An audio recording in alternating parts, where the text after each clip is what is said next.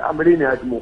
الاخ شوبير امبارح عمال يتريق عليك وعامل لك تقرير تريقه. طبعا كلمت الدكتور محمد ابو العينين وقلت لجميع الزملكاويه ممنوع تاني من فضلكم اللي انا اقدر عليهم اللي هم عندي بقول للزملكاويه من فضلكم ممنوع مداخلات مع شوبير، ممنوع حد شوبير يستضيف، لانه قاعد يتريق على نادي الزمالك امبارح حسين محمود ويسخر منه ويفتح تليفونات. احنا عارفين التليفونات بتحصل ازاي، خد بالك، مسخره على النادي ونسوان تخش تتريق على الزمالك. اللي هيتريق على الزمالك هقطع له لسانه.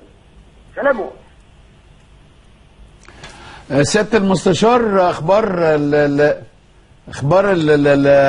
في فريرة ايه؟ في فريرة تجديد امتى؟ تجديد العقد امتى؟ نعم، اللي هيتريق على الزمالك هقطع له لسانه. كلامه واضح؟